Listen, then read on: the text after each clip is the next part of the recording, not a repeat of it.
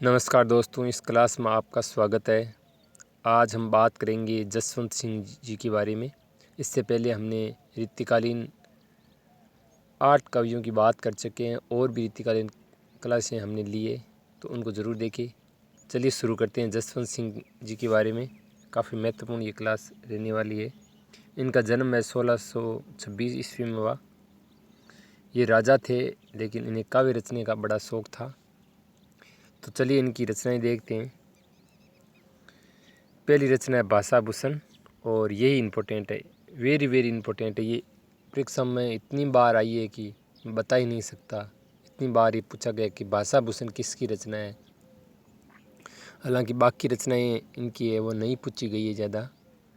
भाषाभूषण की पहली रचना है, पहली रचना हम पढ़ रहे हैं भाषाभूषण। दूसरी है प्रोक्ष सिद्धांत।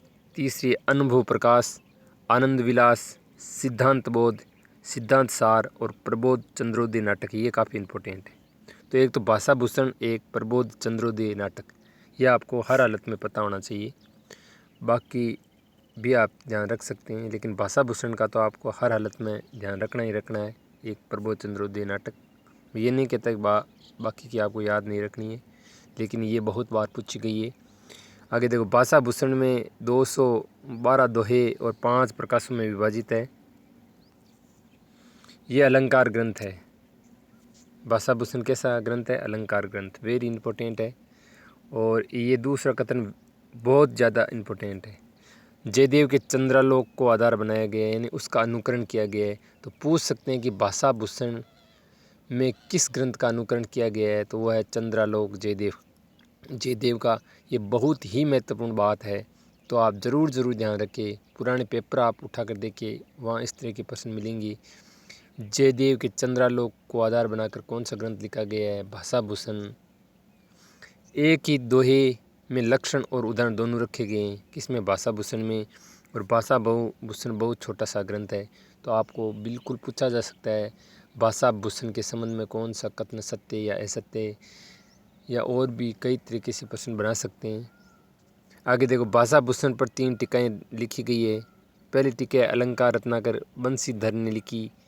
दूसरी टीका प्रताप सिंह ने लिखी। इनकी रचना हालांकि नहीं मिलती है।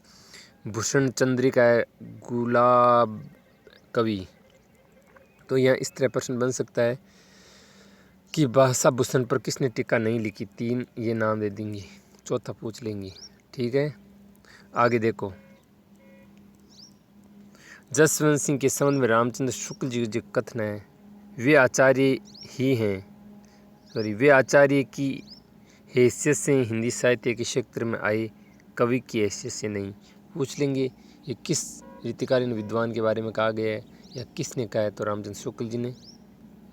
दूसरा कथन देखो, भाषाभूषण हिंदी काव्य रीति के अभ्यासियों के बीच वैसे ही सर्वप्रिय हुआ जैसा कि संस्कृत के विद्यार्थियों के बीच चंद्रालोक। और भाषाभूषण बिल्कुल चंद्रालोक का ही अनुकरण है। तो प्यारे दोस्तों, इस क्लास में हमने मुख्य रूप से भाषाभूषण के बारे में ही जानकारी ली है, और यही महत्वपूर्ण है। तो प्यारे दोस्तों, भाषाभूषण का आपको बिल्कुल पता होना चाहिए। जसवंत सिंह के संबंध में अगर कोई पूछेंगे तो भाषाभूषण के बारे में पूछने की ज़्यादा चांस है। तो प्यारे दोस्तों, अगर चैनल अच्छा लगा है तो चैनल को सब्सक्राइब कर लीजिए, ताकि आपको नोटिफिकेशन मिले। और अगली क्लास का आप इंतज़ार करिए, मैं जल्दी अगली क्लास लेकर आने वाला हूँ। तो प्यारे दोस्तों, मैं इस क्लास को अभी यहीं विराम देता हूँ। धन्यवाद।